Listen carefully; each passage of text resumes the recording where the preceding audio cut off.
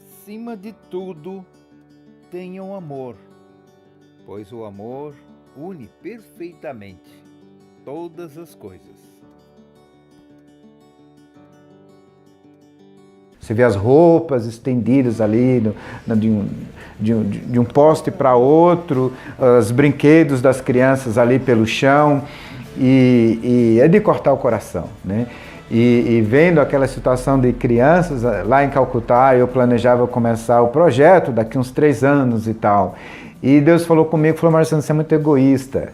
Olha a situação aqui hoje que você está vendo e você quer começar um projeto daqui a 3 anos. Né? E Deus assim me compeliu a começar agora, vamos começar a cuidar dessas crianças agora. E graças a Deus hoje nós temos um projeto lá em Calcutá e o nosso foco são essas crianças de rua. Trabalhamos com essa comunidade de crianças, de famílias que moram na rua e atendemos hoje essas crianças que estavam na rua. Então hoje essas crianças que estavam lá vivendo na rua e tal, hoje elas têm o abrigo, têm o projeto, têm o auxílio do projeto. Então foi possível interagir, não somente ver, sofrer pela situação, mas interferir na situação. Ela está dentro do espaço da Etiópia ou outros espaços? Não, esse é em Calcutá, na Índia. Na Índia, né? Na Etiópia a gente tem já outra situação de pobreza, que é a pobreza por causa da seca, por causa da guerra. Então a Etiópia é quase que um sinônimo de pobreza. Nós cuidamos na Etiópia hoje de 700 crianças na Etiópia. E nós entramos assim em casas, nós vamos visitar as famílias que nos são recomendadas pelo governo. E a gente entra assim em casa de famílias a gente entra, eu sempre faço trabalho junto com uma equipe de irmãos que são de lá, pessoas que são do país. E eu lembro situações, eu junto com 2 dos nossos funcionários, e a gente entrava na casa e entrevistava o pessoal, via a situação e saía da casa chorando.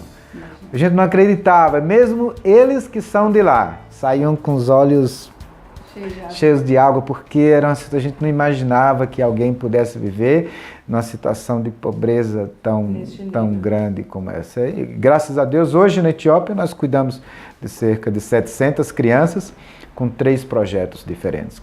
São as crianças e as famílias das crianças. Exato. Então hoje já não está apenas restrito à criança em si, mas aos seus familiares também. Aos seus familiares também. Maravilha.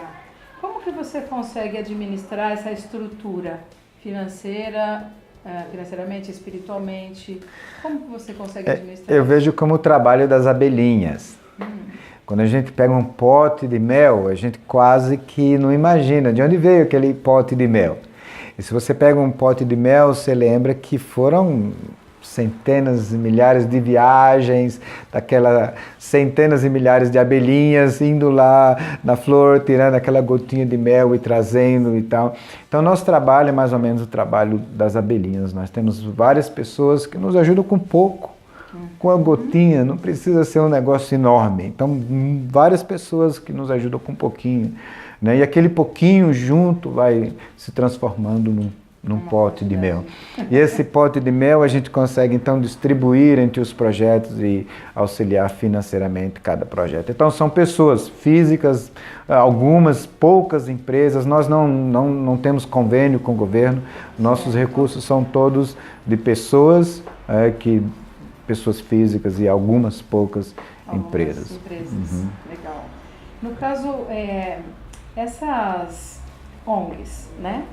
Você vai procurar espaços adequados, certo? Como é o teu critério? O nosso mandato é trabalhar entre os pobres, né? Nosso chamado é entre os pobres. Então, quando nós chegamos, por exemplo, lá em Mekele, está no norte da Etiópia, e Mekele está no estado de Tigray, e a região de Tigray foi onde aconteceu aquela grande fome. Né? Etiópia, o sul é completamente diferente do norte. Então nós escolhemos Mekele porque era foi o centro da fome e a região mais seca da Etiópia, como se fosse o nosso Nordeste aqui. E depois, quando nós concluímos o nosso tempo lá na Etiópia, pensamos em outro país, Brasil. Pensamos no Brasil e pensando no Brasil, então pensamos no Nordeste, né? E fomos então para Paraíba e olhamos várias cidades do Nordeste e tal, e vimos que a situação de capital não é a mesma coisa do interior. Então entramos para o interior, para o sertão, porque a carência é bem maior. Então conhecemos a cidade de Patos e visitamos vários bairros carentes, né, da periferia de Patos, e entre esses bairros nós selecionamos o bairro do Mutirão, que é um bairro bastante carente, é um bairro que tem problema com tráfico de drogas e pobreza e muitos outros problemas, então nós entendemos que ali deveríamos interferir. Então, quando chegamos num bairro, identificamos o bairro carente, nós fazemos um censo social. Vamos de porta em porta, de casa em casa, com um formulário para conhecer melhor as famílias e a partir daí, então, nós selecionamos as crianças mais carentes ou órfãos daquele bairro onde nós estamos interagindo. O trabalho de vocês não é orfanato? Ou contém também o orfanato? Contém orfanato. Nós trabalhamos com órfão. A ideia do orfanato era aquela ideia institucionalizada, um dormitório, onde 100 crianças moram juntos, dormem naquele grande dormitório. E a nossa ideia de cuidar de órfãos é um cuidado não institucionalizado. Então nós cuidamos de órfãos, a nossa grande porção de crianças são órfãos, mas são órfãos que são enviados ou que são recomendados pelo Conselho Tutelar ou em alguns países pelo setor social do país. Então esses órfãos deveriam ir para um orfanato, mas eles vêm para a gente, para o nosso trabalho, para o nosso projeto, e lá nós cuidamos desses órfãos junto com a família desses órfãos. Então nós buscamos os tios, as tias, os avós, e nós fazemos então um acordo com eles. Isso. Então nós cuidamos de toda a parte física, alimentação, calçado, roupa, remédio, escola, material escolar, uniforme, toda a parte física nós assumimos, né? E as famílias assumem cuidar das crianças à noite e nos finais de semana.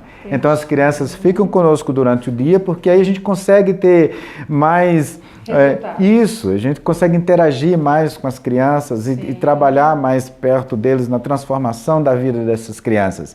E a intenção é que essas crianças não percam o vínculo com a família, né? Para que eles continuem pertencendo, porque nesses países o pertencer à comunidade, à família, é extremamente importante. E para a criança, para ela não perder a identidade dela em meio à sua família. Então a criança permanece com os tios, com as tias, com os avós e são assistidas fisicamente pelo projeto. Então essa é uma forma nova de cuidar de órfãos e a estratégia como nós usamos em todos os países, essa forma chama-se o cuidado de órfãos, o cuidado não institucional de órfãos. Maravilha. Você falou de algumas ONGs específicas, né? Características de cada uma, porque eu sei que você é como se fosse o pai de todas elas. Então você conhece a característica básica de cada uma delas. Dá uma definição mais ou menos assim, de uma forma clara, como você entende esta trabalha assim, esta assim, como é que você identifica? Sim, eu iniciei todas elas foram iniciadas por mim e, por exemplo, na Etiópia nós trabalhamos a nossa grande parte é o trabalho com órfãos. Lá nós temos os órfãos, com o centro comunitário, temos uma casa que cuida de crianças que são soropositivos, que têm o vírus da AIDS, outra casa que cuidam de órfãos que nós não conseguimos colocá-los em meio às suas famílias, então nós temos uma casa com uma mãe social, 2 mães sociais que cuidam dessas crianças. Trabalhamos com pessoas que têm deficiência visual, temos um laboratório com máquinas, com computadores que escrevem em braille e eles são estudantes, são até mesmo no nível universitário, né? E treinamos os jovens adultos, né, em profissão, isso na Etiópia. Aqui no Brasil, o nosso trabalho é mais com as crianças pobres. Nós temos também uma casa lá, onde o Conselho Tutelar e o juiz, quando os pais perdiam a guarda dessas crianças, então essas crianças eram recomendadas para nós, todas elas recomendadas pelo Conselho Tutelar e pelo juiz local. Então aqui no Brasil nós trabalhamos mais com as comunidades carentes, mais com crianças extremamente pobres, né? E também fazemos o treinamento. Agora vamos começar, o mês que vem, um curso de corte e costura, por exemplo, né? Então nós compramos 5 máquinas industriais e as mães vão aprender o corte e costura, porque nós não trabalhamos só com as crianças, mas com as famílias e com a comunidade. Queremos ajudar as famílias a se tornar independentes financeiramente, não depender dos programas sociais do governo, né? Em outras palavras, né? Não só dar o peixe, Isso, mas como ensinar a pescar. ensinar a pescar, isso mesmo.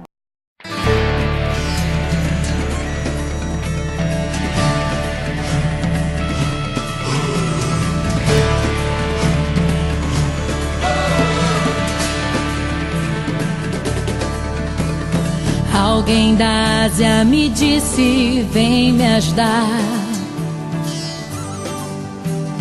Posso ouvir a África pedir por socorro. Ruanda, Somália, Nigéria clamando por um pouco de amor. Vou fazer tudo que eu posso fazer, eu vou.